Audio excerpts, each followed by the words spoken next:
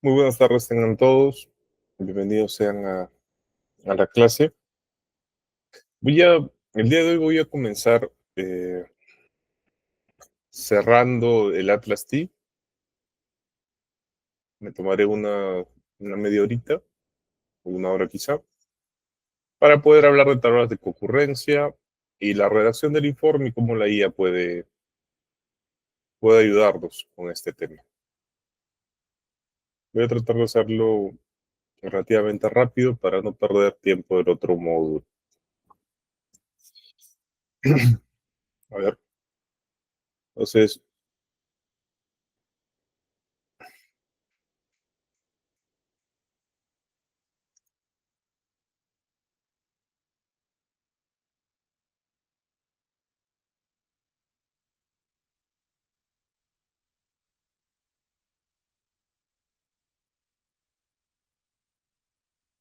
ok.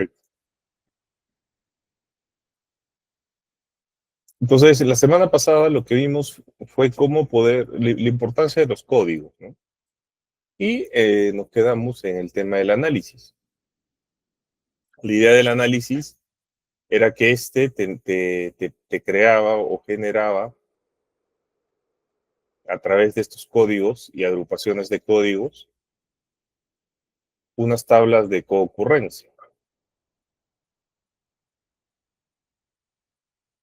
Y abajito está lo que se conoce como un diagrama Sankey. Pero acá viene la importancia, ¿no? Acá viene lo importante.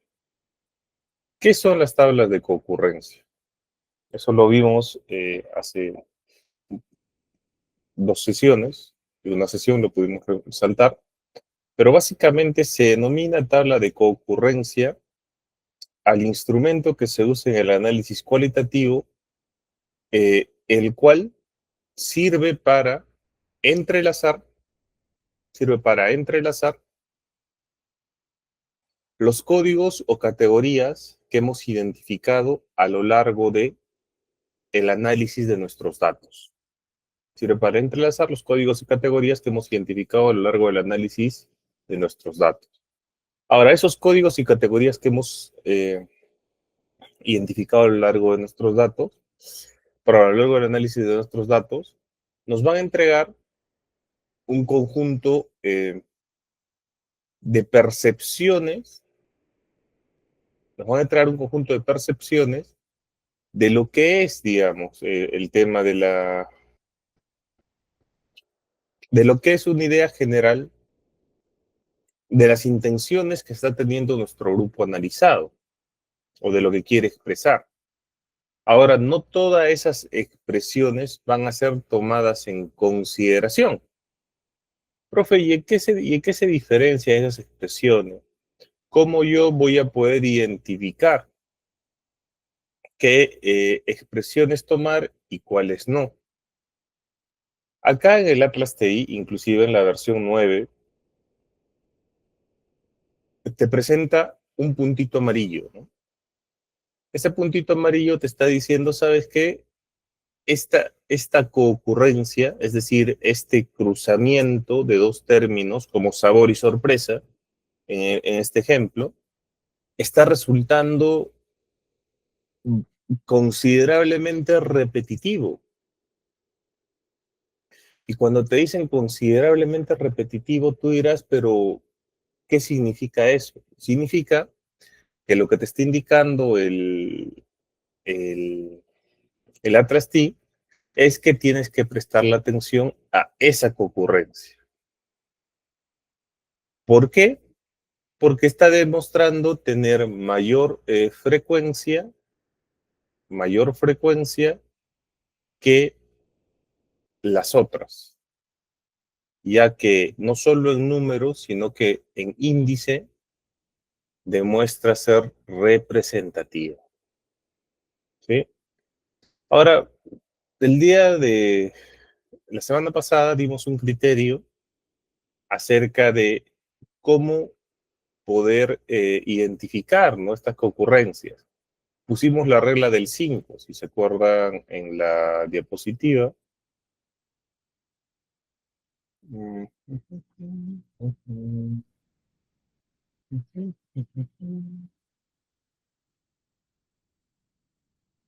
está. Mm,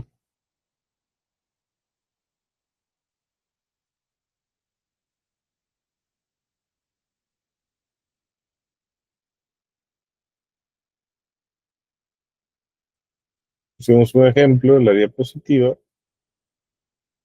Dar nota de observación te permite ver dónde ocurre esta relación.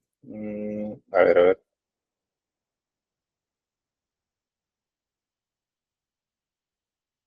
Ah, aquí está. Ujú. Y, ajá, ¿se acuerda?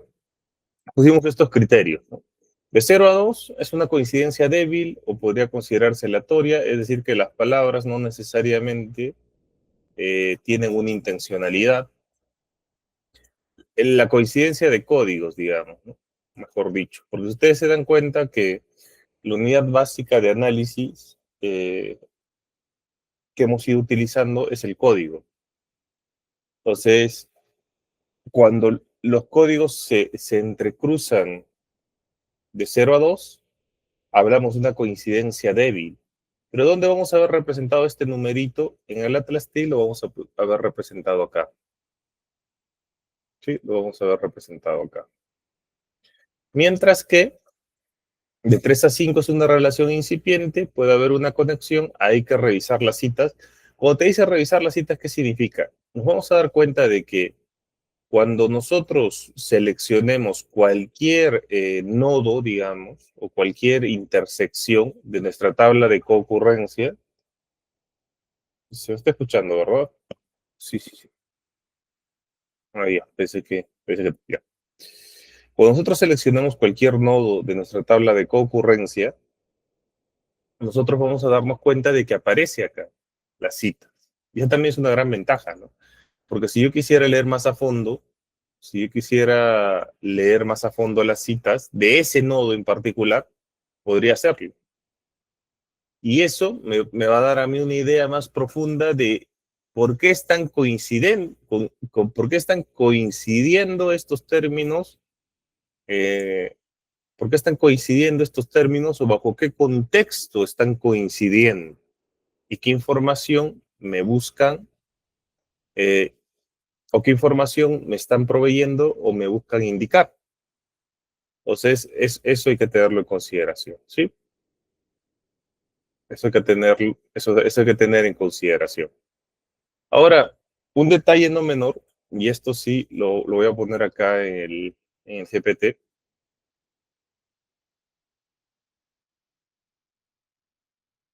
Ahora con este temporal se ahorran los mensajes felizmente. Detalle,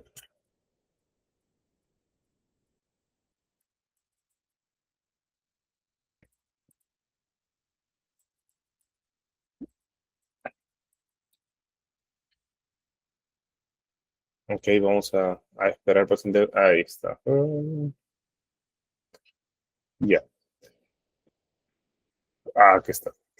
Entonces, esto es importante, sí, y esto no lo he puesto en la diapositiva, pero sí me gustaría explicar, que es una duda que de repente vayan a tener.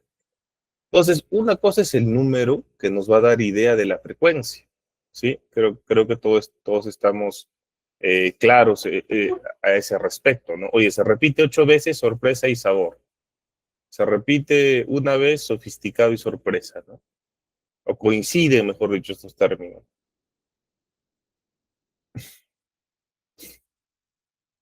En el caso del número entre paréntesis, es un índice de concurrencia relativa o coeficiente de similitud. Según el software, puede variar. Es decir, que este software de similitud puede ser diferente. Vamos a pedirle, en este caso con el Atlas TI versión 9, que nos detalle el cálculo. Esto va a ser interesante, ¿sí?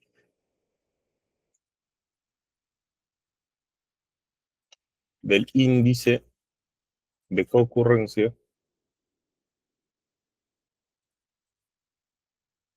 relativa o coeficiente de similitud para Atlas TI versión 9. Ya está. Mientras va pensando, vamos leyendo, ¿sí? Entonces, ¿qué representa este índice? Representa la fuerza de relación entre ambas categorías en proporción a sus apariciones totales. Cuanto más cercano a uno, es más fuerte la relación. Valores alrededor de 0.5 y 0.3 indican una relación débil o frecuente, ¿sí? Entonces, este índice tendría que estar más cercano a uno, más cercano a uno, ¿no?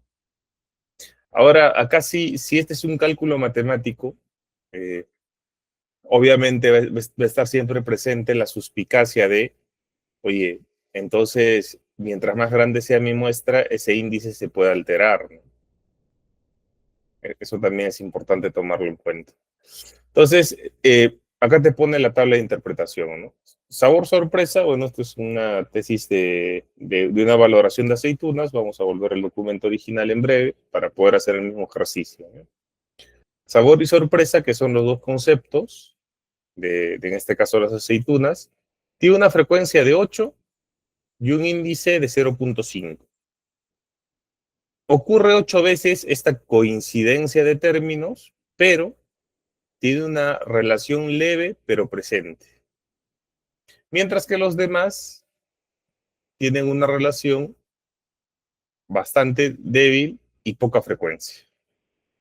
Pero, profe, nosotros cuando hemos visto, y esto es importante, nosotros cuando hemos visto el umbral o threshold, que son los criterios para poder interpretar, hemos visto 5.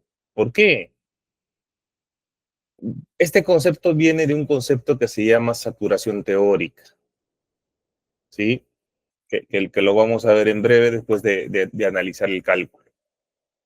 Y es una referencia, porque dense cuenta de una cosa bastante recurrente y también porque en la metodología eh, nosotros incidíamos bastante, nosotros incidíamos bastante en que este tipo de metodología tenía mucho de interpretativo.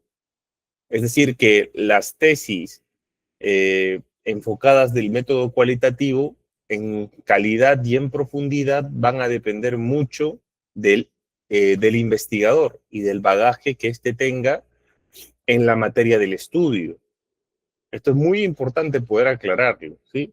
Van a depender en calidad y en cantidad, pero van a depender en calidad y en profundidad del nivel del investigador. Pero, profe, ¿por qué? Si debería tener un método estandarizado, justamente porque el método se basa en la calidad de tu interpretación, en el conocimiento de tu pericia para poder identificar esos códigos apropiados, en tu capacidad de objetividad.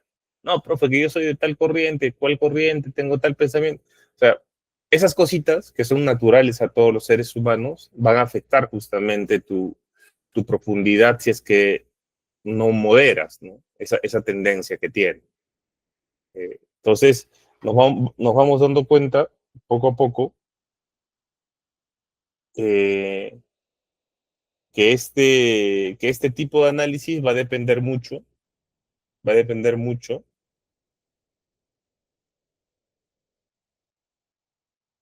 va a depender mucho de quién, del investigador. Así es, en efecto. Entonces, continuando con nuestra explicación,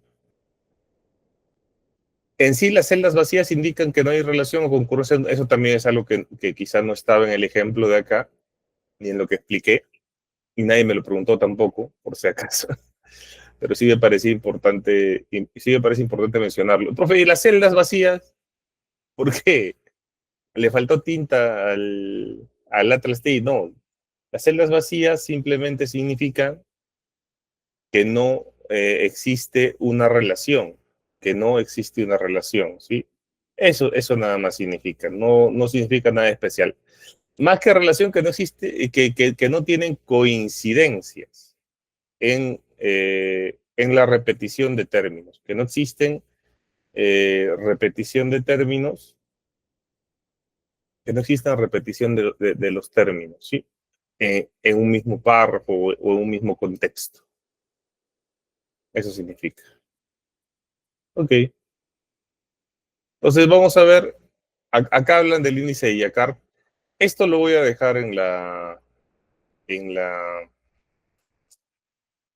¿cómo le llaman? En la diapositiva, porque es importante que se entienda también el concepto que está detrás. Entonces, ¿cuál es, cuál es el cálculo que se hace para poder hablar de la fuerza de la concurrencia? ¿Sí? De la fuerza de la concurrencia. Profe, ¿existe una fuerza de la concurrencia? Sí, justamente estábamos tratando de entender eso, ¿no? La fuerza de la concurrencia. La fuerza de la concurrencia en este caso viene calculada por el índice de Yakar. Profe, que el índice de Yakar, ¿qué es? Es algo así como las correlaciones, ¿no? Pero trata obviamente de probabilidades, dado que no son datos numéricos. Entonces, el numerador lo que te va a indicar es el número de concurrencias entre los códigos A y B. ¿Cuántas veces se han repetido y están juntos en un mismo contexto? En un mismo contexto. Profe, las citas pueden tener varios códigos y pueden servir de contexto para los códigos, sí. Entonces ya vamos entendiendo el modelito, ¿no? Hacer una cita, y quizá eso también implique, no, y esto a la vez puede ser un gran error, cuando tú haces una cita o haces el primer paso de la codificación, trata de seleccionar un buen pedazo de párrafo, un buen pedazo de párrafo, y yo no recomiendo separar de algunas preguntas intermedias chiquitas, ¿no? Como qué, cómo o especificación. ¿Por qué? Porque vas a perder fuerza en este índice. Vas a perder fuerza en este índice. Y vas a tener algo así, ¿no? Acá hay una alta frecuencia, pero vemos que su índice es bastante flojito, digamos. ¿Ok? Entonces, ¿cómo se calcula? Esto parece Bayes, ¿no? Arriba está el número de concurrencias de los códigos, es decir, cuántas veces coinciden en una misma frase o en una misma cita, dividido entre el número total de concurrencias del código A, es decir, las veces que he mencionado el código A, las veces que he mencionado el código B, ¿y qué se le resta? Se le resta, muy bien, las veces de la intersección, las veces de la intersección. Y es por eso que el índice va a ser entre 0 y 1. Y es por eso que el índice va a ser entre 0 y 1. ¿Quién entiende, no? ¿Por qué va a ser entre 0 y 1? Entonces, en este caso, hay 163 menciones de sabor. Si nosotros nos vamos acá, efectivamente, hay 163 menciones de sabor y 16 de sorpresa. Eso significa esos numeritos que aparecen ahí, ¿sí? Eso significa esos numeritos que aparecen ahí. 163 veces se habla de sabor. ¿En qué, profe? En la Declaración de la Independencia, no, ¿verdad? 163 veces se habla de sabor en la codificación que hemos hecho. Profe, ¿de un solo documento? No, en este caso estoy analizando todos los documentos. ¿Sí? En este caso estoy analizando todos los documentos. ¿Sí? Y 16 de sorpresa. Y existen 8 coincidencias. Por lo que nuestro índice de Yakar sería 8 dividido entre 163 más 16 menos 8. Y daría esta resultante, ¿no? Y hay una interpretación práctica, que es la que está acá, de 0 a 10, relación débil, a 30, moderada, y esto inclusive puede estar en el paper, ¿no? Habría que buscar el paper de Yakar, podría pedirle también que lo pueda buscar, ¿no? Profe, para eso utilizamos GPT. Les soy honesto, he visto que acá está mejorcito Perplexity. Y más que Perplexity, ahora con la última actualización de Gemini, está bastante interesante también. Entonces, del artículo para el índice de Yakar. Y ya que se trata de clases de IA, vamos a empezar a usar distintas. Ok. Entonces, ha quedado clara esta parte, ¿no? ¿Qué significa cada uno de los números? Porque es importante para que ustedes puedan hacer la redacción correspondiente a esta tabla. ¿Tienen alguna duda sobre este punto?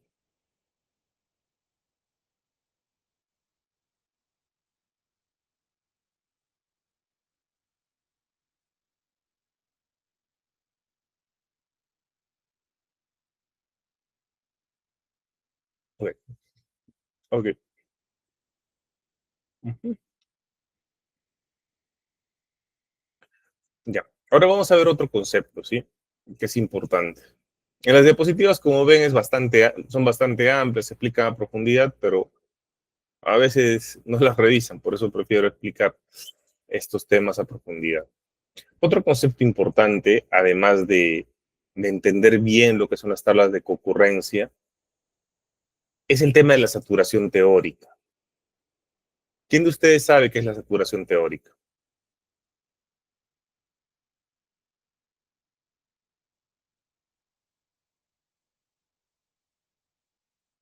Ok. La saturación teórica es un momento en el proceso cualitativo en el que la recolección y el análisis de datos dejan de aportar información eh, adicional o nueva, ¿no? Es decir, cuando los conceptos, categorías y las relaciones que estamos identificando, volviendo y volviendo a hacer el análisis, ya no están agregando nada más de información. Es donde decimos que el análisis tiene que parar. Y cualquier nueva entrevista o observación o documento solo repite los patrones previamente identificados. Es decir, que básicamente, si volvemos a revisar nuestra codificación o volvemos a leer, no nos estaría aportando nada adicional, ¿sí? No nos estaría aportando nada adicional la, eh, la lectura o la vuelta a codificación o la vuelta a codificar que estaríamos generando. No nos estaría aportando nada adicional, ¿sí? Por lo tanto, eso constituye un criterio de cierre, de muestreo y garantiza que el modelo conceptual es sólido, coherente y representativo de lo que estamos estudiando. Y se alcanza cuando los datos son redundantes, es decir, volvemos a revisar y sacamos códigos similares, ¿no? Ya, ya estamos agotados en ese punto. Las categorías están densamente explicadas, es decir, ya le hemos visto los angulitos distintos, ¿no? No solo las citas a la codificación, sino que también hemos hecho memos que nos permiten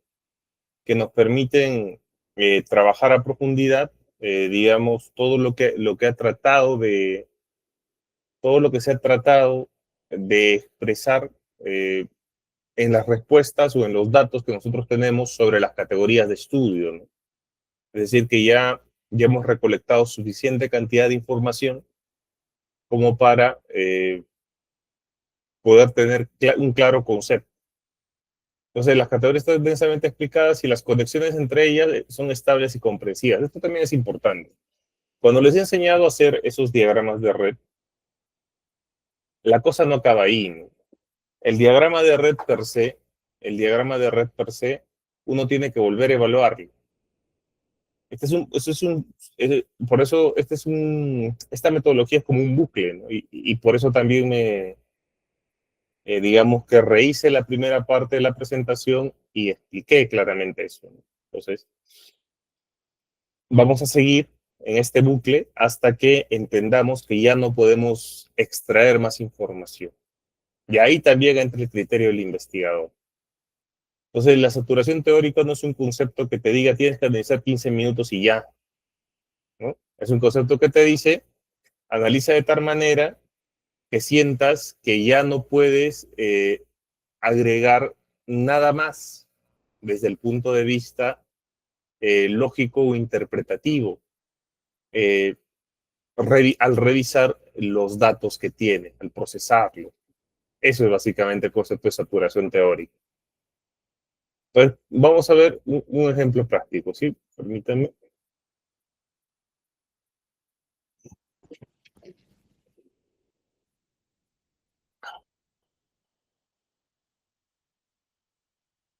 Un ejemplo práctico sería a unas entrevistas, a ver, chica, la cámara, ahí estás. Ahí está, perfecto. Ya está. Entonces, ejemplos prácticos. Entrevistas a enfermeras sobre el burnout.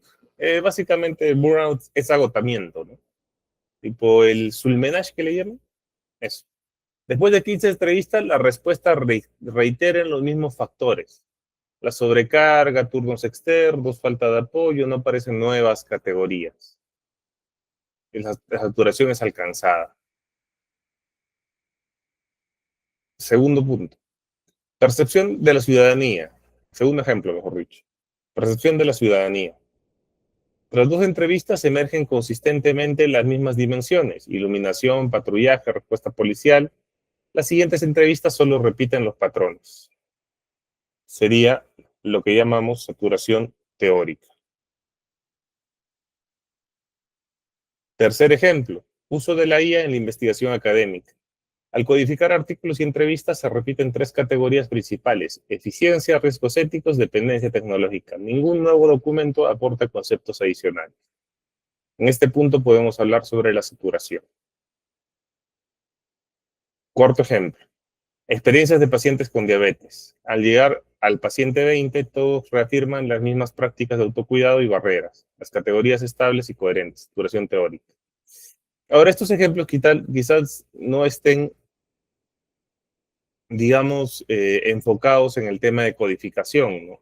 Pero sí te hablan de conceptos. O sea, la saturación teórica es básicamente cuando ya encuentras repetición. Es como cuando entrevistas en un aula a los alumnos para saber qué ha ocurrido y ya 3 o 4 o 5 te han explicado bien y el sexto solo te repiten en desorden y quizás a su propia y única manera, eh, te repite la misma información que los otros te han entregado. Entonces, en ese punto podrías decir que te han saturado teóricamente, es decir, te han contado los mismos hechos, ¿sí? Entonces, ¿cuál sería la aplicación de la saturación teórica en el Atlas T? En el Atlas T, básicamente, se puede dar a través de la codificación, lo que les mencionaba, ¿no? Observas que no aparecen nuevos códigos al reanalizar los documentos. Es decir, ya los tienes analizados, has codificado, has pasado tu primera revisión, pasas una segunda y te das cuenta de que has podido avanzar un poquito en codificación, una tercera y te das cuenta que ya no hay nuevos códigos, que ya no hay mucho más que decir, sobre todo en entrevistas breves o pequeñas, ¿no? Cuando las entrevistas son breves o pequeñas, cuando es un fenómeno nuevo, digamos, o que quieres explicar, te vas a dar cuenta de que te va a faltar material. Densidad de códigos. Los códigos muestran una alta densidad, muchas citas asociadas y relaciones entre ellos ya están claras, ¿no? O sea, ya no tienes que agregar, digamos, más códigos, ¿no? O no tienes que ir codificando de la misma manera. eh, bueno, o el texto no te permite ya codificar de la misma manera, ¿no? Por más de que cambien las palabras. Eso también es importante. Cuando uno codifica, trata de hacerlo de manera espontánea, sobre todo el tema de los axiales. Sin embargo, tiene que dar 2 o 3 revisiones para poder identificar qué códigos se asemejan. ¿Por qué? Porque detrás de esa unificación de códigos se esconden conceptos que tienen una mayor capacidad explicativa. Y también el volumen en frecuencia de códigos va a subir, lo cual va a afectar a tu índice, en este caso en el Atlas TI, a tu índice YACA, ¿sí? A tu índice YACA. Va a aumentar tu índice YACA. Entonces, al aumentar tu índice YACA, vas a tener códigos que tengan relaciones más fuertes. Y justamente eso es de lo que se trata el análisis cualitativo. No se trata de tener cantidad, sino calidad, ¿no? Calidad en temas explicativos. Saturación en la red semántica, ¿no? Al crear redes o network, los conceptos aparecen conectados y explicados sin necesidad de incorporar nuevos nodos. Es decir, cuando uno lee la red, ya no necesita agregar nuevos nodos, sino va a estar satisfecho el conjunto de conceptos que estén implicados en tu red. Ya va a estar satisfecho, ¿sí? Vistas de citas, ¿no? Quotation Manager, las citas analizadas comienzan a ser redundantes, replicando significados, experiencias o patrones. Y por último, en tu informe de codificación, Code Document Table, la matriz muestra la incorporación de nuevos documentos, no genera nuevas categorías. Esto es básicamente una referencia al número de entrevistas necesarias que necesita. Y este tema es un tema difícil de entender para muchos docentes, sobre todo. ¿Por qué? Porque muchos docentes te dicen cuál es tu tamaño de muestra en el caso del enfoque cualitativo? Y la respuesta correcta u ortodoxa, digamos, pero no políticamente correcta, sería depende. Ya sé que tu docente de metodología te miraría mal, ¿no? Pero es cierto. ¿Y de qué depende? De mi saturación teórica. Eso quiere decir que voy a empezar a entrevistar como mínimo 15, pero si yo veo que en 12 ya no me aporta más información, podría detenerme, ¿no? Podría acabar los 15 de repente. Pero a partir del 15, digamos, van a ser opcionales, ¿no? ¿Por qué? Porque se van a dar cuenta, y esto es algo muy, muy importante también en términos de investigación cualitativa, que va a haber información repetida, que va a haber información que ya no te van a aportar mucho, ¿no? Los siguientes entrevistados. ¿Y esto de qué depende, profe? De la pericia, no del investigador tan solo, sino de la capacidad que tiene tu entrevistado, de la capacidad que tiene tu entrevistado, de la capacidad que tiene tu entrevistado, de la capacidad que tiene tu entrevistado para poder, este, para poder aportarte información, de la capacidad que tiene tu entrevistado para poder aportarte información, ¿sí? ¿Qué significa esto? ¿Qué tal entrevistas pues, a un empresario exitoso? Y después entrevistas a una persona que es un empresario, pero promedio, ¿no? Que no es tan bueno. ¿Quién te va a aportar mejor información? El primero, ¿no? Entonces, ¿qué tal han sido 5 empresarios exitosos en tu entrevista acerca de temas de emprendimiento? Y el sexto entrevistado va a ser un entrevistado que quizás no ha leído tan bien, que tiene conductas que no le permiten desarrollarse más, ¿no? Y no tiene mucha experiencia. Entonces, probablemente tu investigación llega a la saturación teórica más rápido. Entonces, también va a depender, y esto también es importante, de que elijan bien a quién van a hacer la entrevista, de que elijan bien a quién van a poder agregar a su muestra, ¿sí? Entonces, se va viendo que el tema de las investigaciones cualitativas y el manejo del Atlas T tiene mucho, mucho que ver con mi capacidad interpretativa y mi capacidad como investigador, no solo para seleccionar mi muestra, sino para poder desgranar o para poder interpretar la realidad, para poder interpretar la realidad eh, que estoy estudiando, ¿sí? Tiene mucho que ver, tiene mucho que ver eh, las cualidades humanas, ¿no? Del investigador para poder hacer no solo una buena calidad de análisis en un corto tiempo, sino también eh, poder, digamos, aplicar bien las categorías, poder tener una buena codificación, poder haber seleccionado bien a tus entrevistados, ¿no? Entonces son distintas variables que entran en juego. ¿Ok? ¿Hasta acá tienen alguna pregunta, estimados? Ok. Entonces voy a seguir. A ver,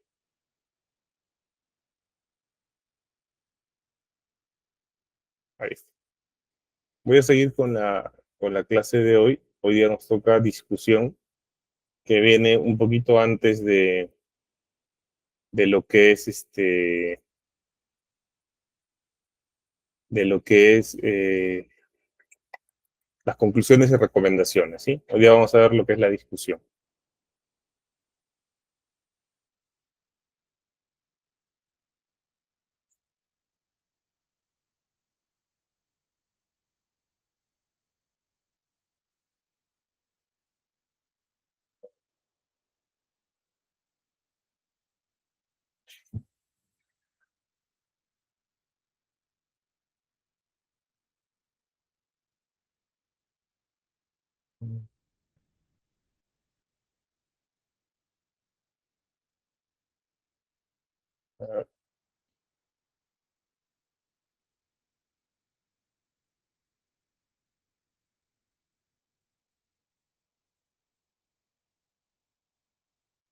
Ah,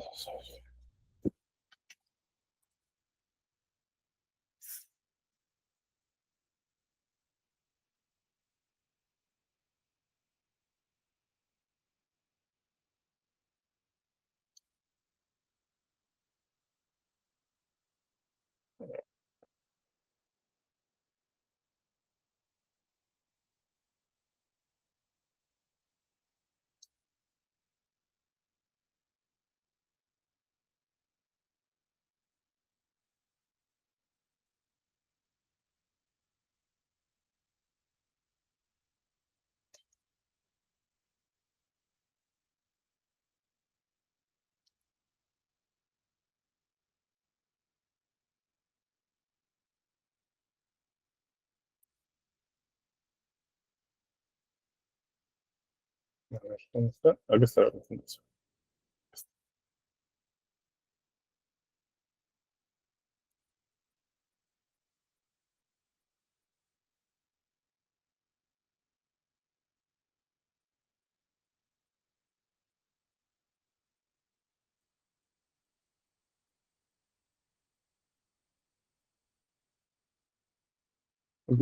A ver, aquí está. Entonces, vamos a ver la discusión, conclusiones y recomendaciones. ¿Sí? Discusión, conclusiones y recomendaciones. Ya hemos terminado con la parte del Atlas Team. Vamos a ver cómo poder aprovechar la IA para hacer esto también. Entonces, la discusión proviene del latín discusio, que significa acción y efecto de analizar o defender un punto de vista. Por eso discutir no es una acción mala en sí, ¿no? Es decir, nosotros en general lo tomamos mucho como si fuera pelea o, o agresiones verbales, ¿no? Entre dos individuos, pero en realidad no. La palabra originaria no viene de una agresión verbal entre dos individuos, sino te habla de justamente eh, la argumentación del punto de vista de un individuo en particular, ¿no?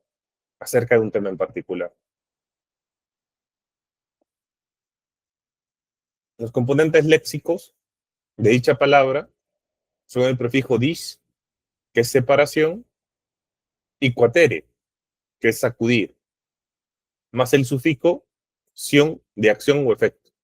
Entonces se podría indicar que la discusión viene a ser el separar a través de la acción de sacudir, o sea, de entender bien el tema, de poder diseccionarlo de manera apropiada para,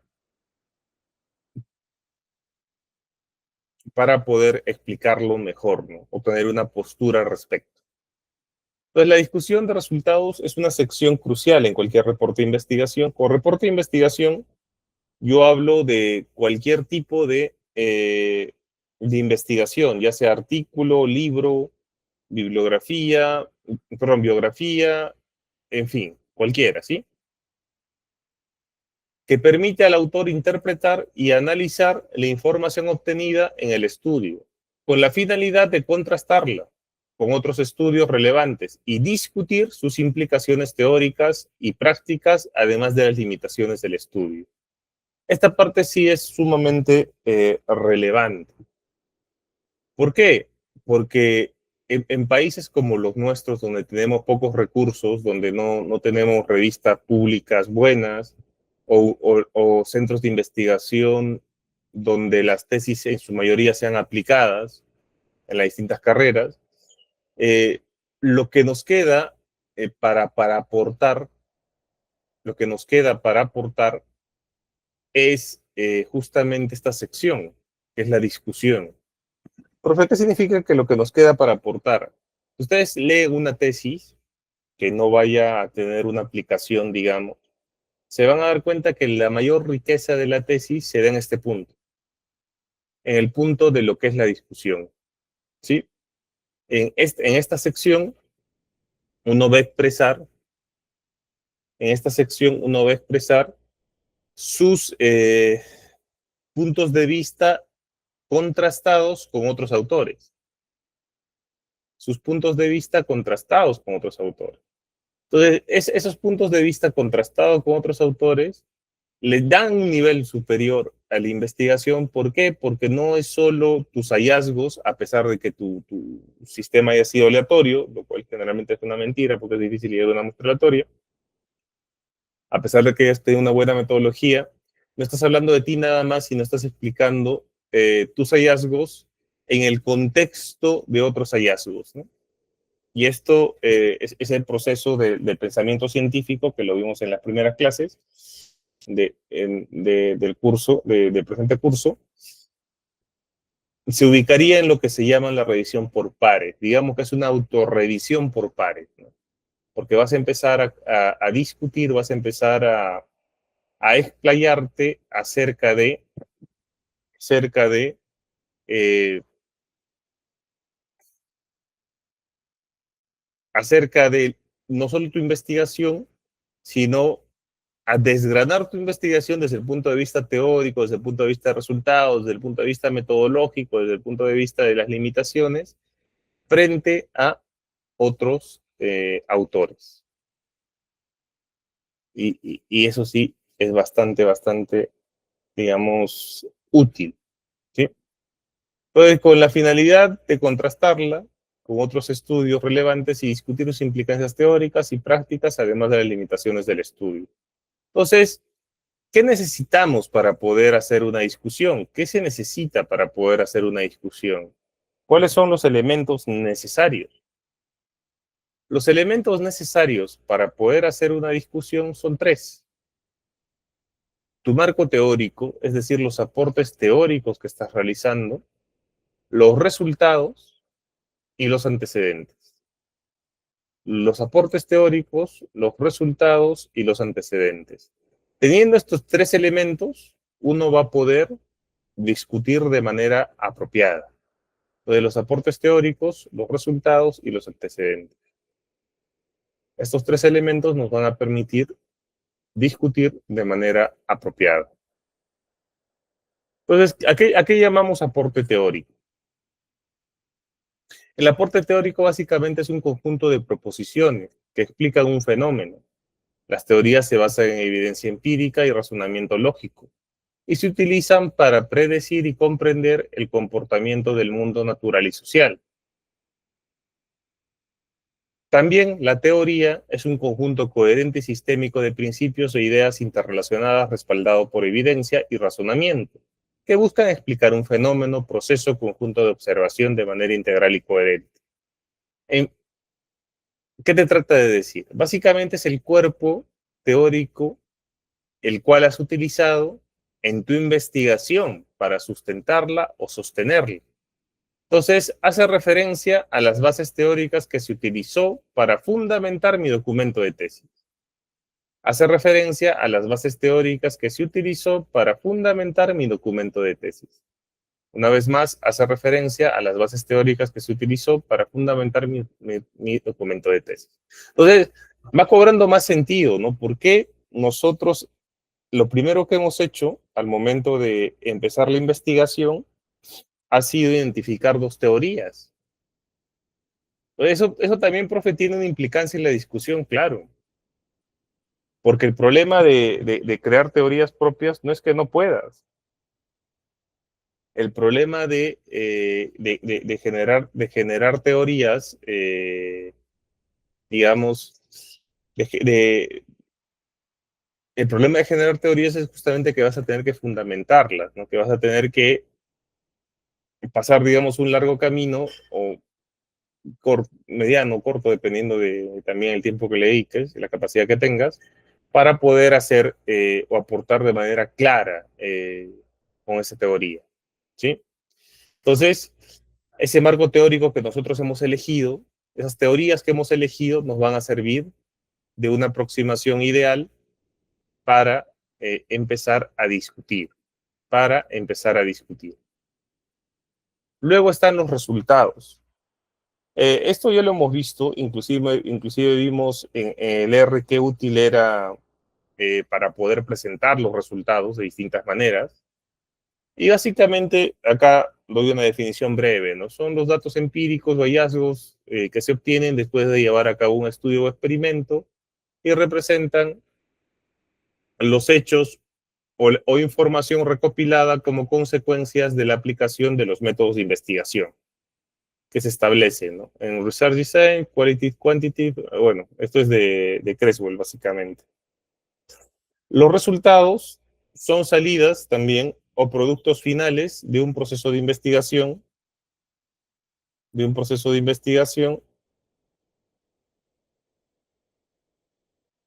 que pueden incluir observaciones, mediciones, hallazgos, patrones, relaciones o efectos identificados a partir del análisis de datos recolectados.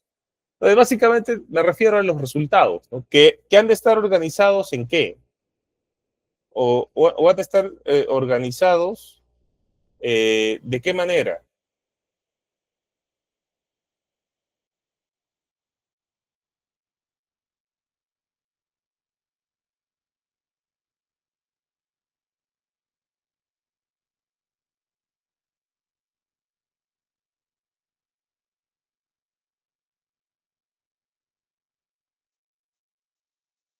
Ya. Ahí están organizados de qué manera. Están organizados de manera que se empiecen a desgranar los objetivos o a contrastar las hipótesis si fuera un enfoque cuantitativo de la investigación, ¿sí? De mayor a menor. Y por último, el último componente de la discusión son los antecedentes. En una tesis, básicamente, se citan otros trabajos parecidos. Parecidos implica muchas cosas, ¿no? Parecidos en el tema de metodología, de repente parecidos en el tema de variables, eh, parecidos de repente en el tema del método también. Podría hablarse en ese sentido parecidos también. Y esa sección se revisa y analiza críticamente la literatura existente relevante para el tema de estudio, con el fin de proporcionar un contexto apropiado y justificar la necesidad e importancia de la investigación, ¿no? Básicamente la sección de antecedentes que ya hemos agotado y hemos visto cómo usar la IA. Entonces, con estas formas, o con estos tres, yo puedo generar los elementos para mi discusión. Entonces, ¿cómo será la estructura de cada párrafo de la discusión? Va a ser aportes, resultados, antecedentes y un cierre.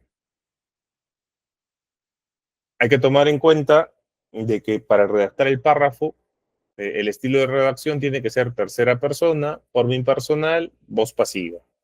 Tercera persona, forma impersonal, voz pasiva, ¿sí? Y la discusión se utiliza el tiempo verbal presente. Ajá. Y vamos a ver en acción el párrafo, ¿no? Va a ser un párrafo introductorio, de repente es el objetivo general, el primero, y en cada párrafito va a ser de la misma manera, ¿no? Aportes teóricos, resultados, los antecedentes y el cierre. Ya, este es un párrafo extra de la impresión. Vamos a ver entonces un ejemplo de discusión. Sí, vamos a ver un ejemplo de discusión. Si alguno tiene su trabajo y todavía está con problemas en la discusión, me avisa, por favor. Me avisa, por favor, para poder revisarlo, ¿sí? Y hacemos la discusión. Ok, voy a buscar un trabajo.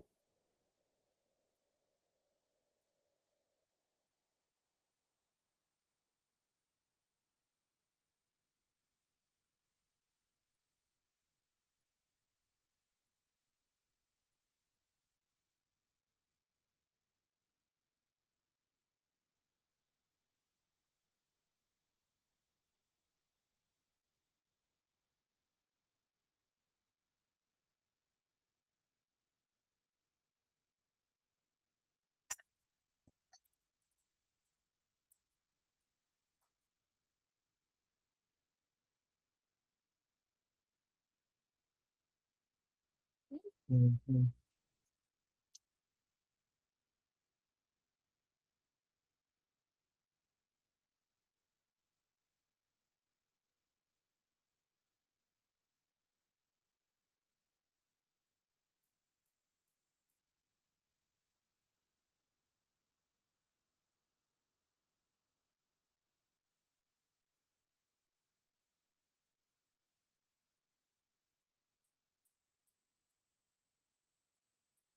A ver.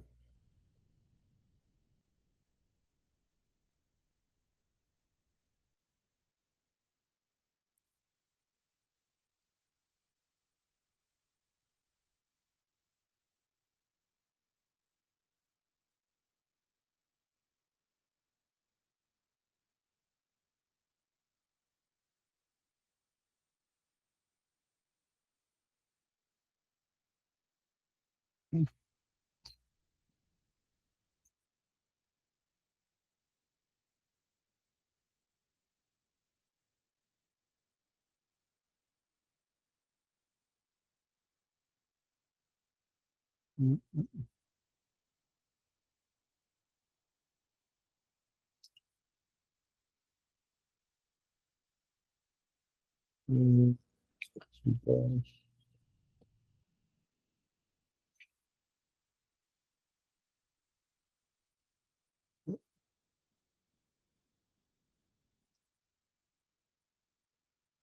Ahora vamos a tomar en cuenta este trabajo, ¿sí?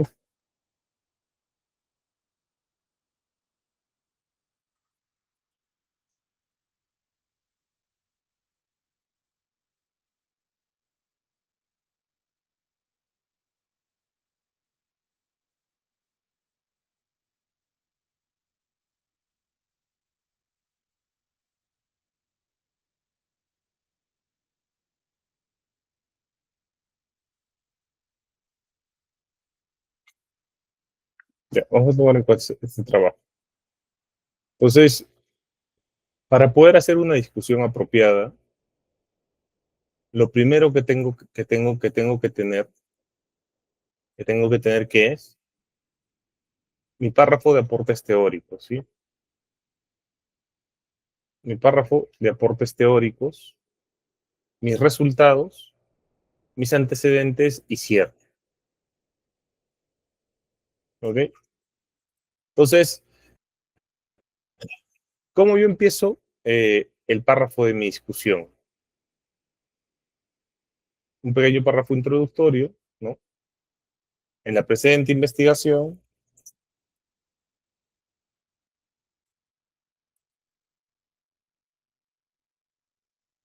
se buscó evaluar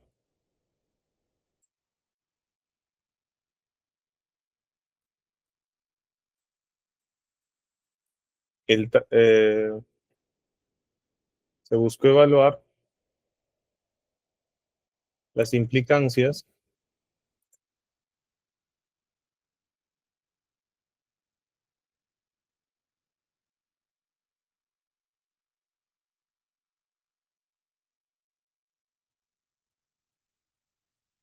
uh, en la presente investigación se buscó evaluar las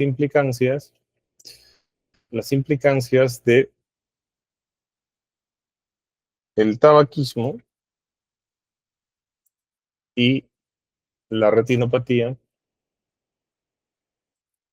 diabética. ¿Sí? Entonces, en la presente investigación se buscó evaluar las implicancias del tabaquismo en la retinopatía diabética. Yo estoy empezando a generar el párrafo introductorio y me voy a ir a los aportes teóricos. Entonces, en este caso, ¿qué tipo de medios o mecanismos o qué tipo de teorías se han utilizado para poder hablar acerca de la retinopatía diabética? En este caso vemos que hay una teoría del daño endometrial y las enfermedades microvasculares. Vemos el estrés oxidativo y su impacto en enfermedades crónicas.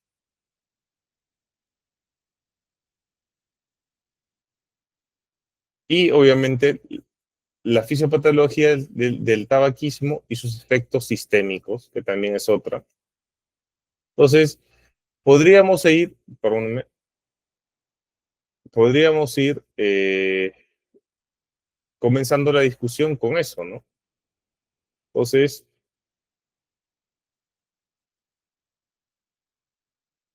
podemos indicar, ¿no? Ya, no me acuerdo los autores, voy a poner los autores, ¿sí? Entonces, la presente investigación se buscó evaluar las implicancias del tabaquismo, no, de repente acá, ya, del tabaquismo y el tabaquismo en la aparición, ¿no?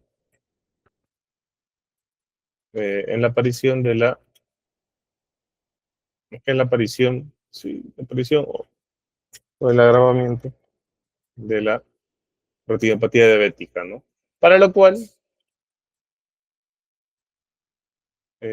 se examina, se examina, examina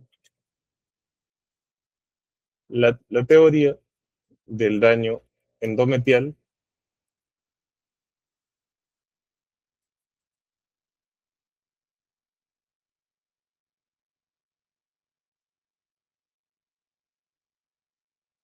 y las enfermedades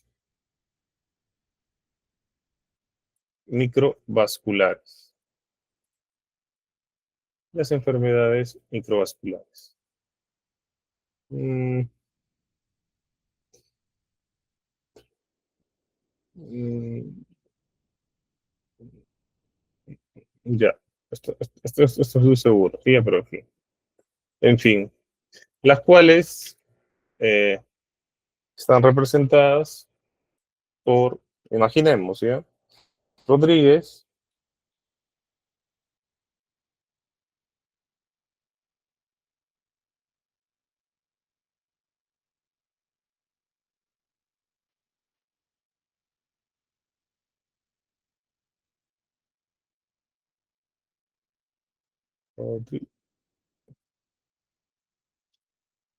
no, no te concepto, ya.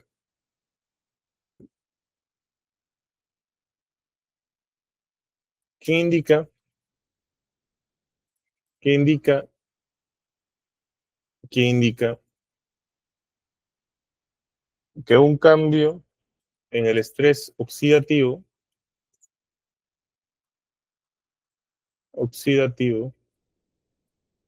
del cuerpo puede afectar, puede afectar, puede afectar a los órganos reticulares, ¿no?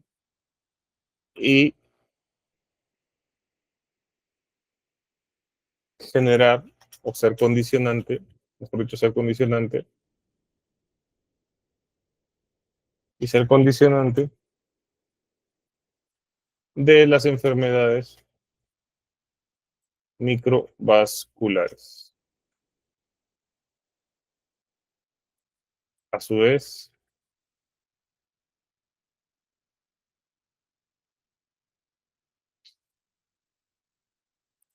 asimismo, asimismo, se usó la teoría de los efectos fisiopatológicos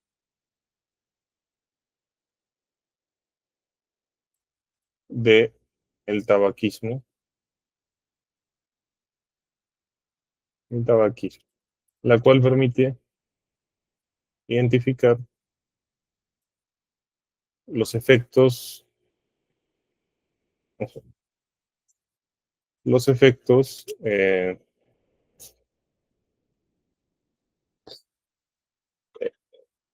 permite identificar los efectos en los distintos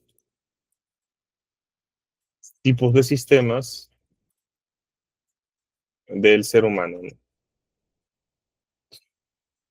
Esta fue impulsada por, acá me estoy inventando los autores, ¿sí? Me estoy inventando los autores para no demorar. Esta fue impulsada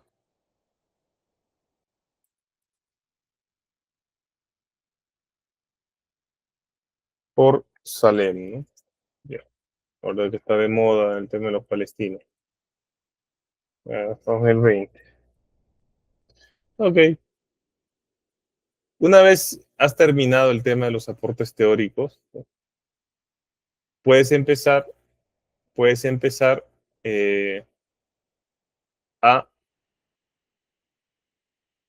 digamos, a, a mostrar tus resultados y a contrastar con otros autores, ¿no? Con este contexto teórico,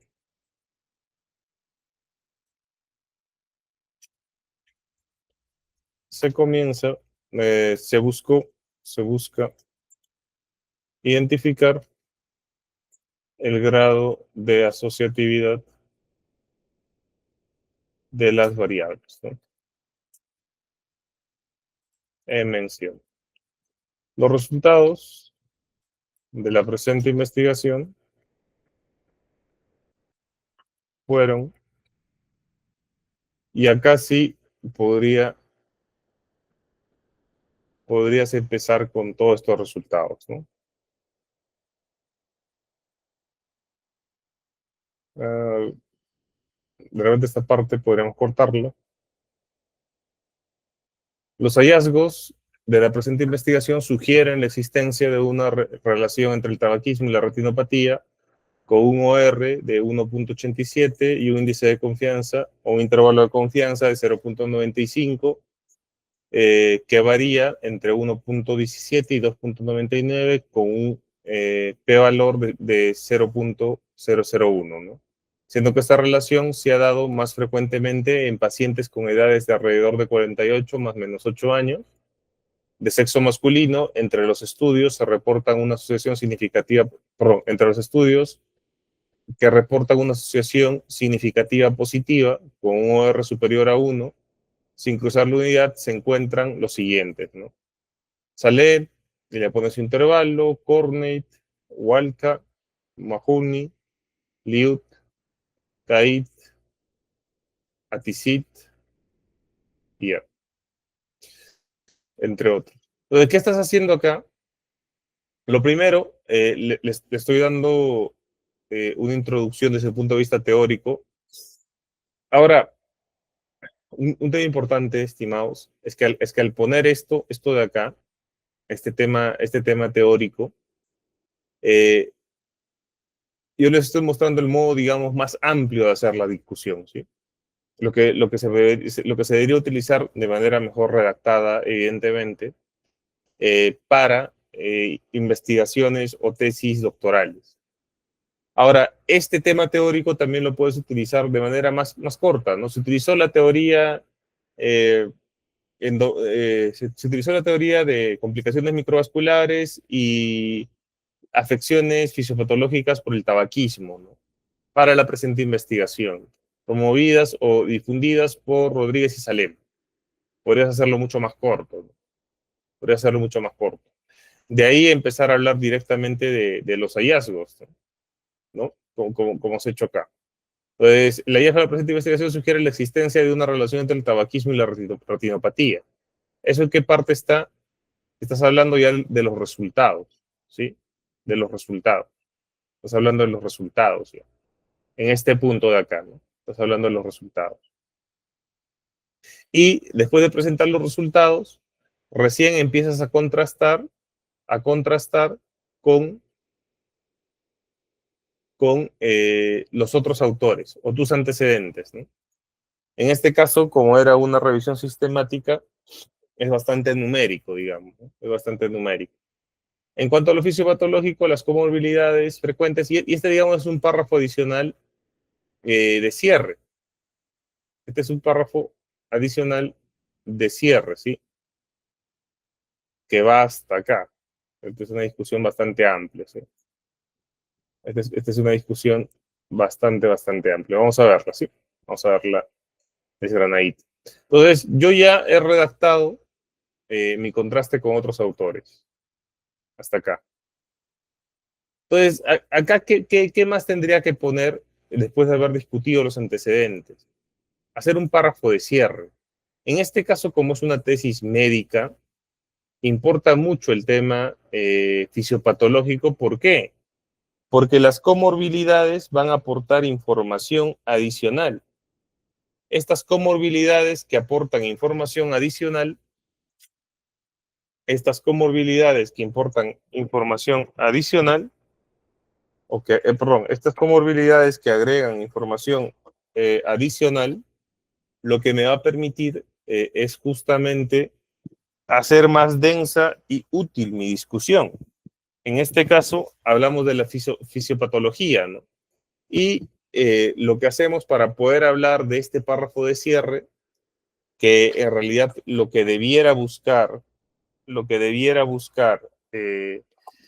dentro de cada una de sus investigaciones, sea docente, sea de la carrera que sea, es aportar un poco más de información. Podrían hablar acerca de las diferencias teóricas, acerca de las diferencias metodológicas,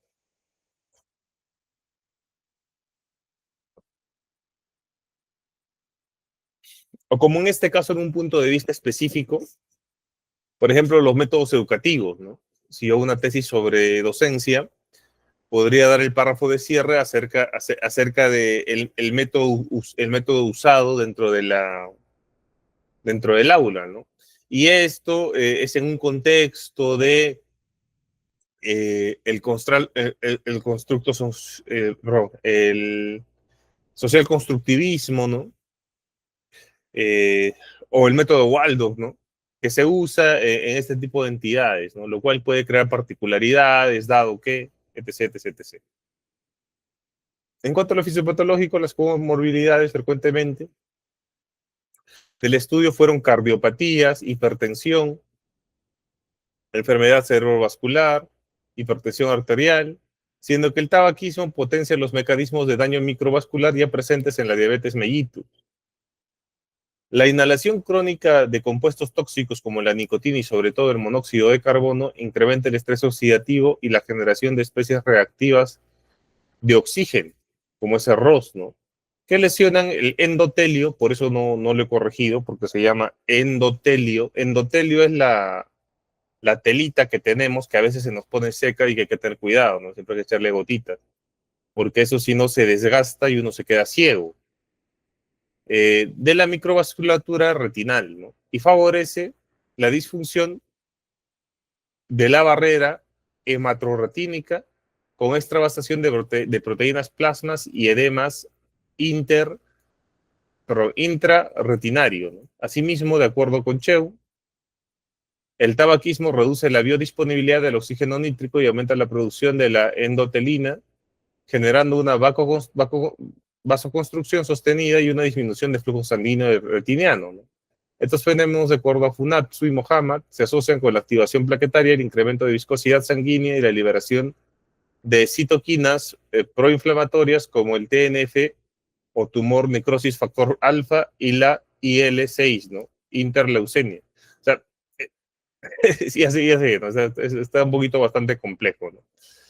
Está un poco complejo, pero ¿qué estoy haciendo ahí? Le estoy aportando la información adicional que necesita mi párrafo de cierre. Le estoy aportando la información adicional que necesita mi párrafo de cierre para la redacción de mis antecedentes, ¿sí? Para la redacción de mis antecedentes. Esta misma dinámica, esta misma dinámica podría usarse para cualquier carrera. Ahora, la pregunta acá, y esto es importante, ¿no? Profe, ¿dónde es que yo empiezo digamos, a tener volumen de texto, a tener volumen de texto en mi discusión, ¿no? Porque ya otros acá como Jeffrey está hablando de otros temas, ¿no? ¿Dónde empiezo a tener volumen en mi discusión? Si ustedes me preguntan directamente, es en esta parte de acá. ¿Por qué? Porque yo al momento de redactar en contra eh, de otros autores, yo al momento de redactar en contra en el sentido, o sea, contrastando tus resultados con otros autores, ¿no? Yo al momento de hacer ese ejercicio, lo que voy a hacer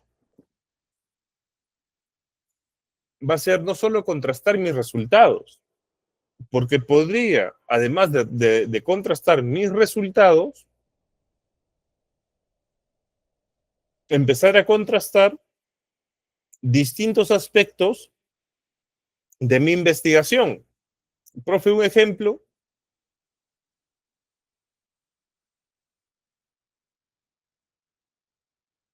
podría contrastar acerca de mis teorías. que fue un párrafo que puse al inicio de mi discusión. Podría contrastar acerca de mi metodología. Y esta diferencia o esta eh, similitud se debe a que ambos usamos eh, a que ambos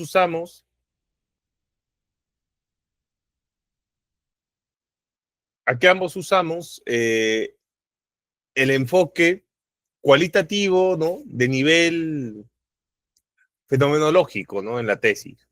En ambas investigaciones usaron esto. O podría ser también el tema de la muestra, ¿no?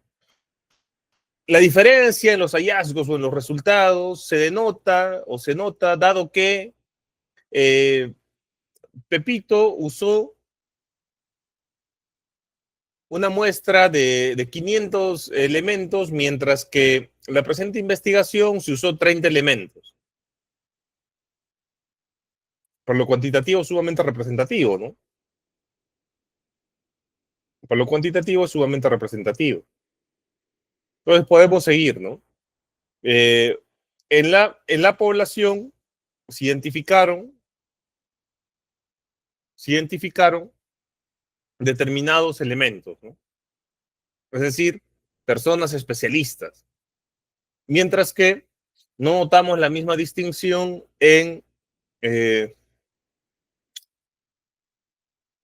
no se dice yo, no se dice el nombre, no se dice el apellido, en, eh, en Pérez, ¿no? Ya que dentro de su investigación no hubieron criterios de exclusión o inclusión. Entonces, si se dan cuenta en esa parte de los antecedentes, uno podría hacer tranquilamente 3 hojas por cada objetivo, ¿no? Entonces, las tesis doctorales que te exigen tener una discusión bastante amplia, fácilmente pueden ser atendidas, ¿no? Fácilmente pueden ser atendidas. Y por último, después de haber descrito ordenadamente por objetivos, ordenadamente por objetivos, lo que haces es un párrafo donde hables de la limitación del estudio. ¿Eh? Esto es como que algo que últimamente veo bastante difundido, ¿no? Hacer el párrafo por la limitación del estudio. Entonces, ¿qué hablas en este párrafo? Podrías hablar de esta manera, ¿no? Este estudio buscó Este estudio buscó ser riguroso, ¿no? En la aplicación teórica para el diseño de un plan de mantenimiento. Sin embargo, ha demostrado limitación en la profundización del mismo, dado que, dada la ausencia de recursos y tiempo, lo cual, si bien es cierto, no afecta a los resultados, sí deja un margen de mejora, dado que los planes de mantenimiento, al ser propuestas operativas, necesitan consideraciones de variables dinámicas, como la capacitación, los equipos y herramientas, ¿no? Con las que... Entonces, de la misma forma, el último párrafo de esos 4 o 5, dependiendo del número de objetivos que tengas, podría hablar de la limitación en tu investigación.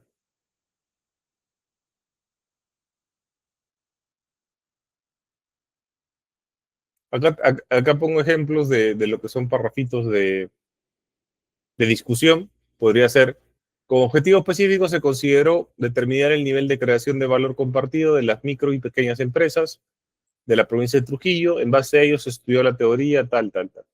Quien señaló que los stakeholders o grupos de interés incluyen grupos que se puedan afectar o serán afectados por acciones corporativas. Este párrafo es el párrafo teórico.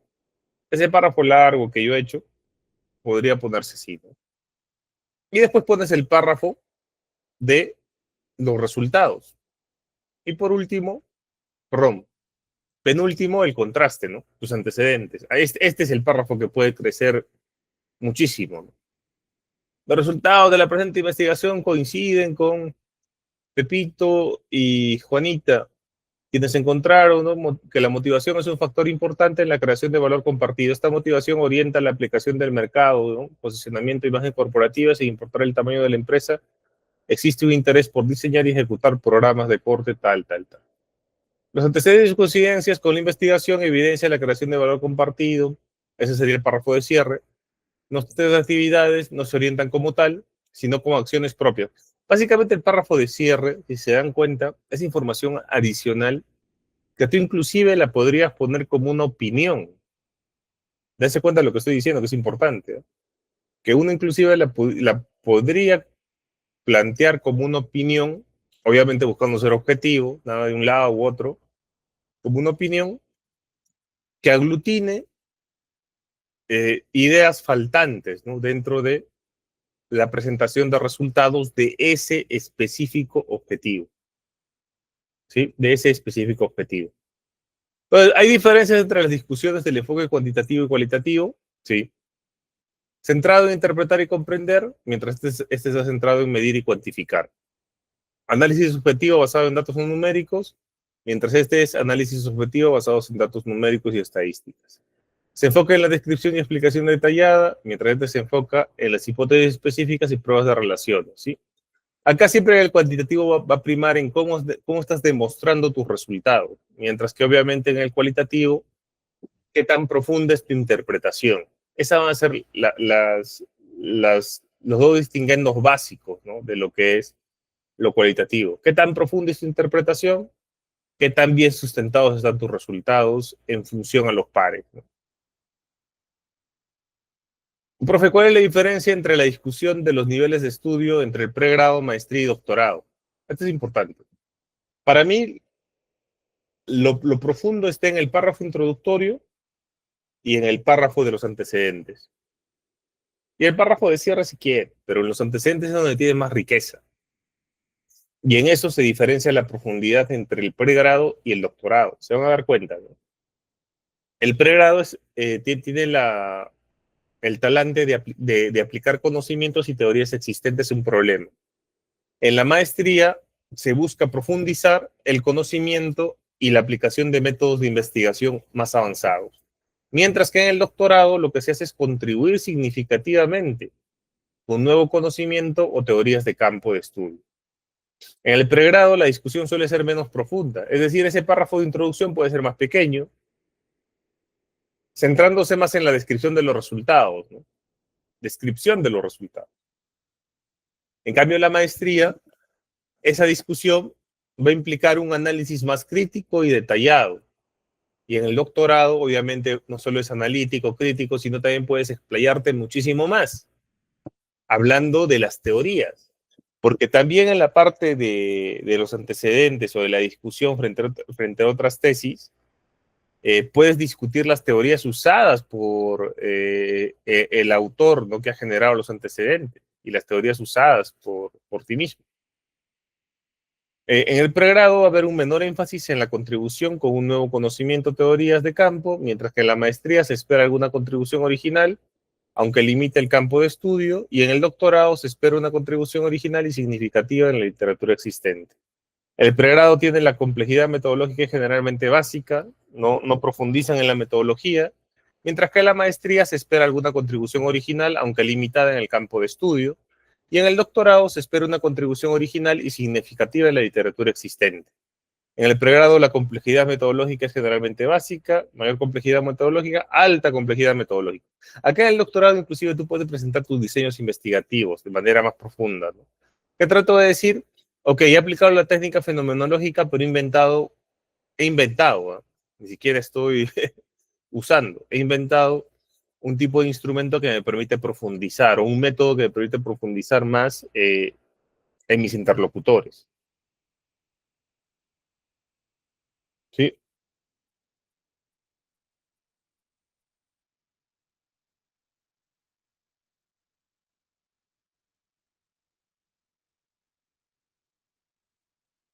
Ok. A ver. Ahora, ¿hay citas en la discusión? Sí. Generalmente son este tipo de citas, ¿sí? Indirectas.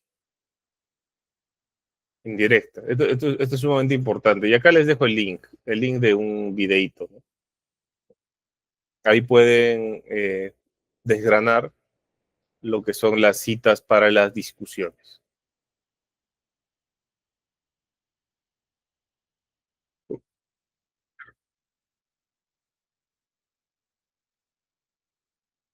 ¿Es recomendable incluir varias citas en el párrafo de discusión? Desde mi perspectiva, sí. ¿Por qué? Porque eso también va a denotar que realmente tienes dominio del tema, ¿no? Eso realmente va a denotar que tienes dominio del tema. De otro modo, las personas o quien lea va a pensar, ah, no, esta persona no entiende el tema. Siempre hay esos prejuicios, ¿no? En el tema de las investigaciones. Siempre hay esos prejuicios en el tema de las investigaciones. Ejemplo 2. El PBI es un indicador crucial en el valor y su principal función es proporcionar... no, acá está bien. Tip para una buena discusión. Inicia resumen claro de tus hallazgos importantes. Esto es básico. Y esto lo vamos a hacer con IA, ¿sí? Relaciona tus resultados con la literatura existente y teorías relevantes. Destaca cómo tus hallazgos amplían y desafían el conocimiento actual. Discute las implicaciones prácticas y teóricas. Reconoce abiertamente las limitaciones. Sugiere áreas futuras de investigación. Este tema de sugerir áreas futuras es un clásico. E inclusive se usa mucho en las recomendaciones, ¿no? Y evita exagerar las implicancias de tus resultados. Utiliza citas relevantes para respaldar afirmaciones y mantén un equilibrio entre tus interpretaciones y los datos presentados. Reflexiona críticamente sobre los métodos. A esta parte es importante, métodos y el tema de las teorías, que es donde más puedes ampliar tu discusión. Utiliza un tono objetivo, evita la especulación, ¿no? Es que no lo tomo ese autor porque no me cae. Es que yo pienso distinto, ¿no? Yo tengo una camisa amarilla y él tiene el verde y a mí el verde no me cae, ¿no? Me gusta lo amarillo. No, no, cierto. Y esto, si se dan cuenta, es transversal a todo investigador, ¿no? La objetividad.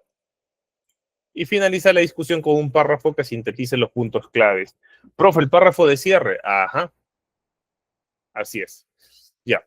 Hasta ahí nos vamos a quedar en el tema de discusión.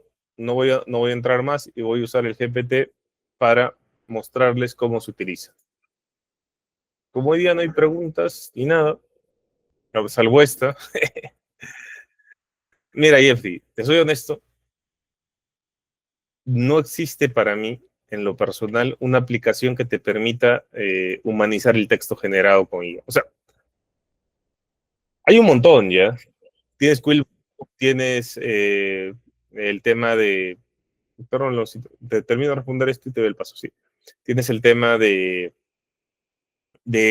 Higgs, que es la que mejor he visto que humaniza. ¿Cómo es Higgs, creo que es? Eh, Así me parece que es. Ahí está, no, Higgs Bypass. O sea, si tú me preguntas, esta es la mejor cita. Sí, esta de acá. Encima está con Black Friday, a 60% de descuento. Tan solo por $12 al mes. Compra ahora, compra ya. Pero, ¿Y qué tal Jeffrey, humaniza acá? Hasta que se puede. sí, pero créeme que ninguna aplicación, por ejemplo, esta que es carísima, porque date cuenta que son $12 al mes, antes estaba 60, ha bajado bastante. Ninguna de estas es buena, porque en español, y esa es nuestra debilidad también, ¿no? Los programas no están hechos en inglés, ¿no? Están hechos en español. Entonces, le va a costar hacer una buena humanizada. Y mientras más lo fuerces a humanizar, tu texto va a quedar incomprensible. Sí, pues. ¿Sí? Entonces, yo siempre recomiendo los 10 dedos de furia, ¿no, man? Tú mismo eres. Y usar el tema de los estilos en el IA o en la IA para que puedas tener baja o para que puedas tener bajo porcentaje, digamos, de detección, ¿no? Bajo porcentaje de detección en lo que es el Turnitin. Y el mejor humanizador es el que tenemos nosotros, ¿no? Los humanos, digamos. Porque no conozco ninguna aplicación hasta ahora que sea confiable. ¿Sí? Y para citar profe, en sí, el Jenny, ¿has escuchado el Jenny AI? Sí, sí, claro, lo uso. Yo uso Jenny, pero así, he estado investigando más. Perdón, primero lo voy a tener a León, ¿sí? Porque si no me voy a extender mucho contigo, y así. León, querías intervenir, por favor, te escucho. Eh, Profesor Julio, una consulta. Muy buenas tardes. De acuerdo a las indicaciones que usted ha advertido, ¿no? Sobre la aplicación, en este caso la discusión, si en un tema de investigación se ha formulado un objetivo general y, Ujú. digamos, tres objetivos específicos, ¿necesariamente se tiene que hacer por cada uno de los objetivos? Sí, y no solo eso, sino vas a tener a veces un párrafo de apertura que te hable de un pequeño resumen de tu investigación y un párrafo de cierre donde se hable de la limitación. O sea, en tu caso, si tienes 4 objetivos, considerando el objetivo general más, vas a tener en total 5 párrafos de discusión. Uno el general, 3 específicos y un párrafo de cierre. Sí, Gracias, profesor. sí. Más bien, si tiene alguna investigación, hacemos la discusión o avanzamos la discusión con la IA. Aprovechen, ofertón. ¿Alguno de ustedes tiene una investigación de la cual quiere hacer una discusión? Porque voy a usar la IA para hacer discusiones. Sí, para hacer discusiones, ¿quiere el plan, el plan profe o un tema nomás? No, no, la discusión se hace cuando ya has terminado los resultados. Claro, claro, ajá. Claro. Sí, sí, sí. Ujú. Te la Mm, perdiste por poco. Hasta mañana, mañana, Mañana, profe. mañana, sin falta. Hoy día amanecida. Sí, Ajá, sí, sí, Edgar, muy buenas tardes. ¿Cómo estás? Julio, buenas noches, ¿qué tal? ¿Cómo está? Bueno, Referido a lo que hablabas con respecto al volumen de información en la discusión de resultados, ¿qué pasa si hay, digamos, un incremento de autores o incremento en bases teóricas y, digamos, un desplazamiento fuera de los objetivos específicos que uno se traza en el proyecto de investigación? Y otra cosa, ¿en cuántas páginas existe limitantes de acuerdo a la política de investigación de las diferentes instituciones en el Perú? Gracias por tu respuesta. gracias, Edgar. Sí, es importante, ¿no? O sea, el hablar de las teorías tiene que tener mucha ubicuidad. Y bien lo menciona don Edgar, que la teoría, cuando tú la mencionas en tu párrafo de discusión, no tiene que desplazar o tiene que ser centrada en tu investigación. Ahora, el número de páginas, yo he sacado un promedio, pero esto no va a misa. Quiero decir que es una opinión fundamentada, pero no es que vaya a misa. Es 3 para las de pregrado, 5 para las maestrías y a partir de 8 para lo que es doctorado. 3, 5, 8. ¿Por qué son esos números, profesor? Es lo que he visto en los manuales, pero nunca he visto una justificación profunda. ¿Sí? Nunca he visto una justificación profunda de por qué 3, por qué 5 y por qué 8. Yo creo que es también porque, obviamente, como hemos visto en el cuadrito que van a tener el material, eh, las discusiones cuando va subiendo de grado académico se van haciendo más profundas, se van haciendo más amplias. Y creo que por eso también el número de páginas, ¿no? Ahora, que existe algún parámetro en APA para describir el número de páginas de discusión o algún estilo, yo no lo he visto. Podría ser que sí. No sé, de repente por ahí un estilo de los 18, de los 20 que hay, no los conozco todos a perfección. Podría ser que mencione, pero en mi experiencia no he visto.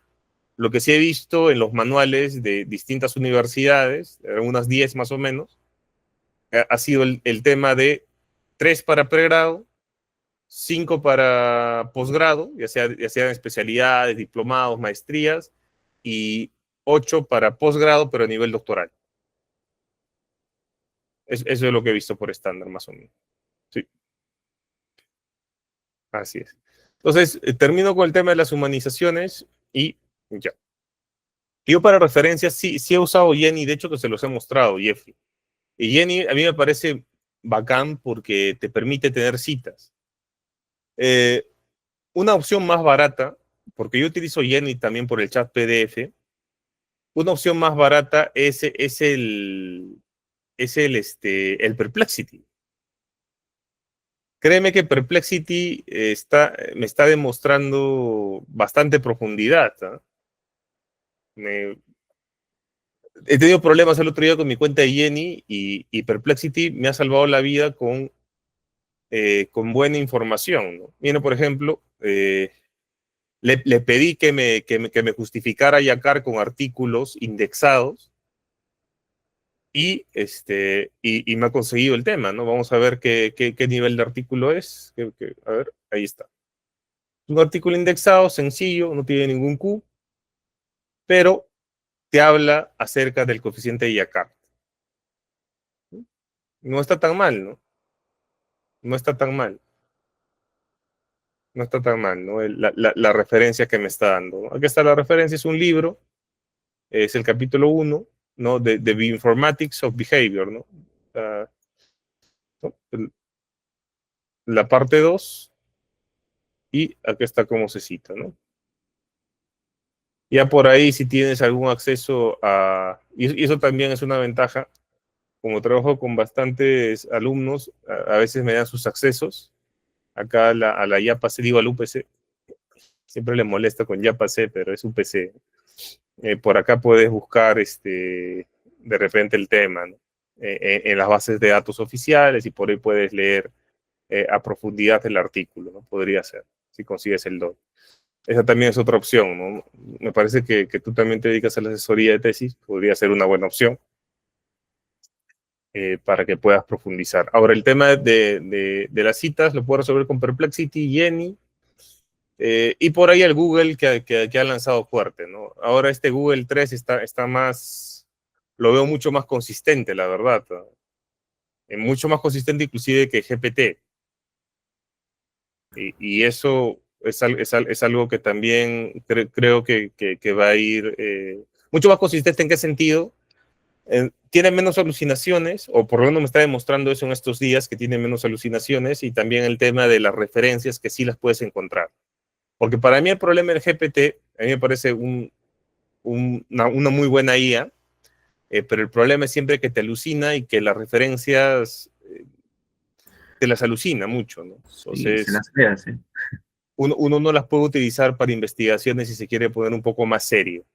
Entonces, yo te recomiendo resolver ese tema con Perplexity, con Jenny y apóyate un poco en Google, ¿no? Y si tienes acceso, como es mi caso, a bases de datos de revistas como Scopus o cosas indexadas, ahí junto con Perplexity puedes hacer una buena combinación. ¿Por qué?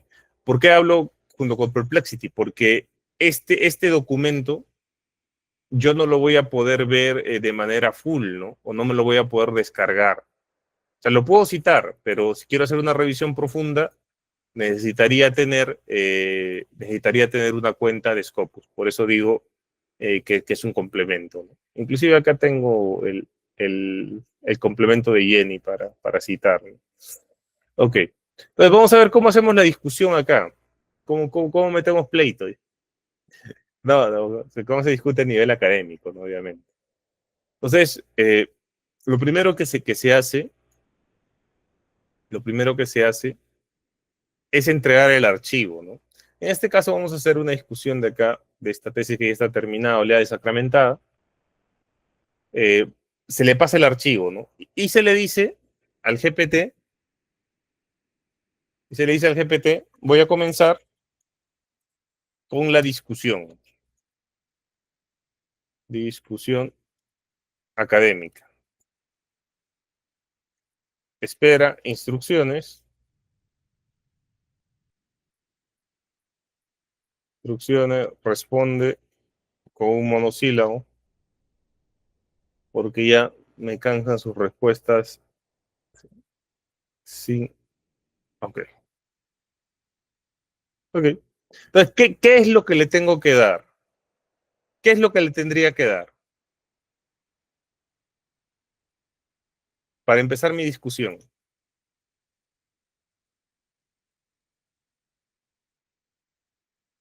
Profe, le tiene que dar plata para que sea el ChatGPT Pro. Aparte de eso,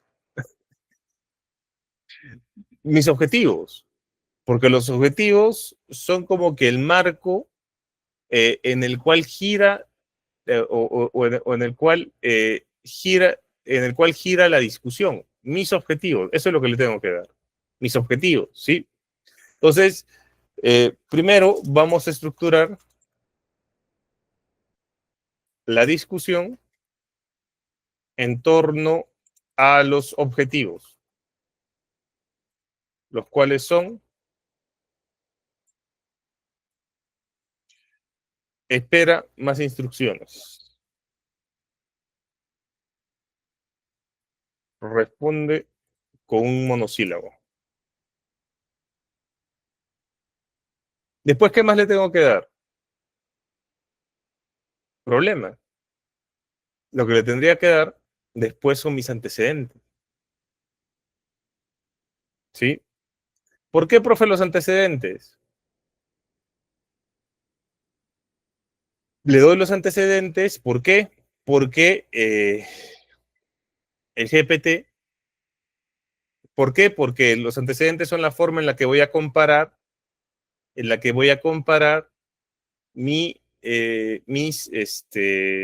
caracho, se me llama la palabra, disculpen, en la forma en la que voy a comparar mis resultados o mis logros con la investigación, ¿sí? Entonces le voy a dar mis antecedentes. Acá sí son un choclón, ¿eh?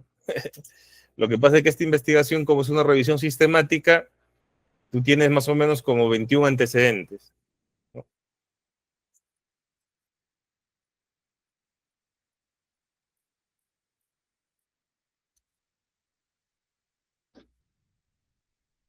Ya.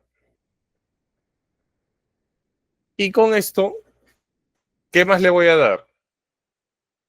Ya la discusión hecha, profe, porque ya mucho. No, lo que le voy a empezar a dar eh, es la forma en la que está hecha la discusión, ¿sí? Es la forma en la que está hecha la discusión. Profe, entonces para eso usted ya nos ha hecho las diapositivas, claro, ¿ves? Para que veas cómo te facilito la vida. Ahí está. Y, a ver, está, no, aquí está.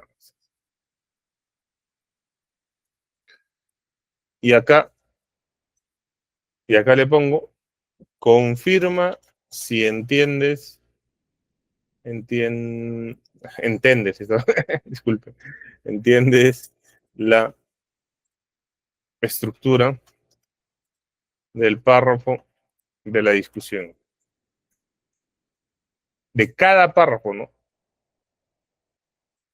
Párrafo, muy bien, de la discusión.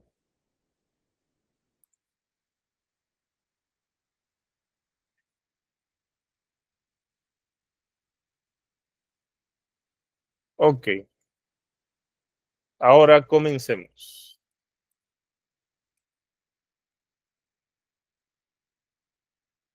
¿Con qué comenzamos? No se peleen, no se peleen. Comenzamos con mi primer objetivo, ¿no? O podría ser eso, ¿no? Vamos a hacer más. A ver, ya está. Vamos a pedirle primero que nos dé un parrafito de introducción, ¿sí? Comencemos. Dame un pequeño párrafo de introducción teórica para la discusión de mi objetivo. De objetivo general, a ver.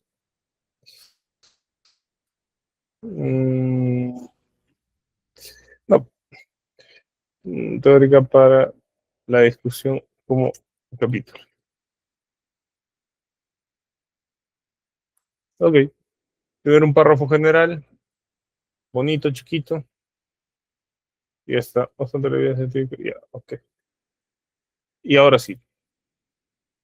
Y de ahí me mecho con este. Le doy este de acá. Ahora vamos por el objetivo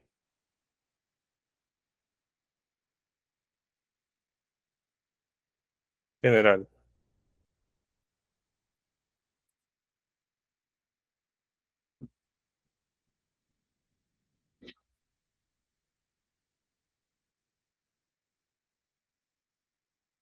Acuérdate preservar el orden indicado o la estructura indicada.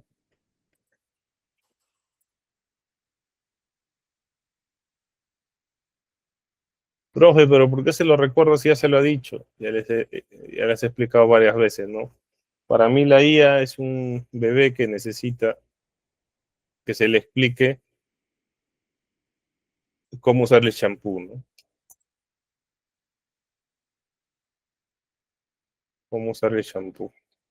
Ya está.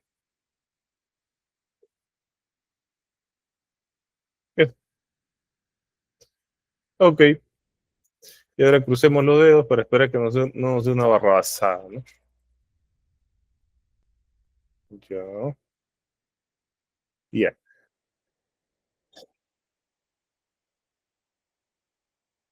No está tan mal, ¿ya? Pero la parte de resultados es recontra tela. Y esto es un error grave que se tiene siempre en las discusiones, ¿no? O sea, sé que en específico esta tesis es bastante numérica, ¿ya? O sea, los resultados sí son bastante específicos, ¿no? Porque son ORs, inclusive tienes el Newcastle, un diagrama Prisma, entre otras cosas, ¿no?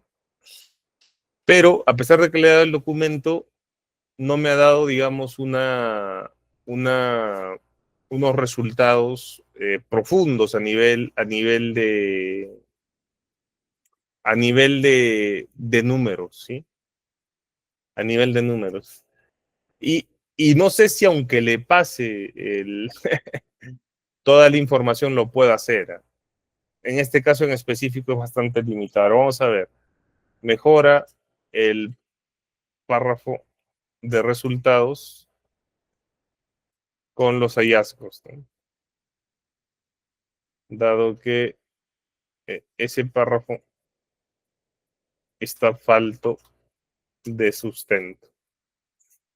Profe, pero no todo debería ser solo dos párrafos, sí, pero antes de corregir el estilo, antes de corregir el estilo, antes de corregir el estilo,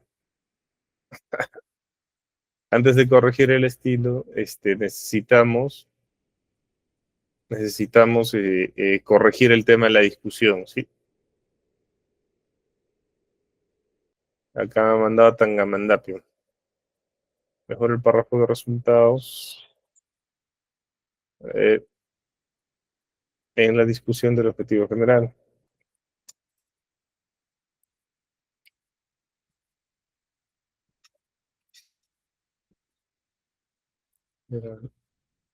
Este párrafo.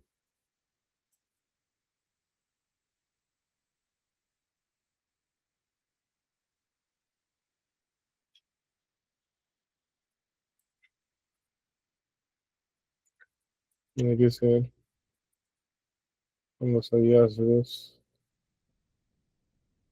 Um, hallazgos. Grande.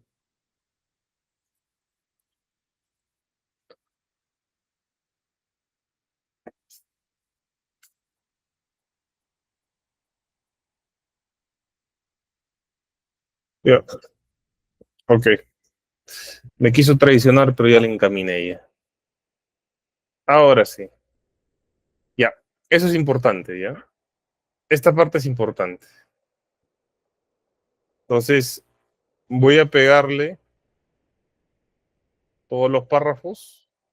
Si se dan cuenta, cuando uno entiende cómo funciona la IA, ya no le parece tan extraña, ¿no? O sea, no, es que no me está entregando bien las cosas, la odio la IA, no, no, no. Uno como se diría tranquilamente, eh, tranquilamente fluye, ¿no? Tranquilamente tiene ubicuidad, entiende las limitaciones que tiene la IA, ¿no? Entonces, ahora voy a copiar todo esto y le voy a pedir que le mejore el estilo, nada más. Mejore el estilo de redacción. redacción, hazlo más fluido, en 2 párrafos grandes y con un lenguaje ultra académico del tipo, la palabra no es médico, ¿no? Sería del tipo de personal de ciencia, el tipo médico, ya, voy a disculpar la palabra, no es la palabra precisa, ¿sí? Voy a disculpar la falta de vocabulario.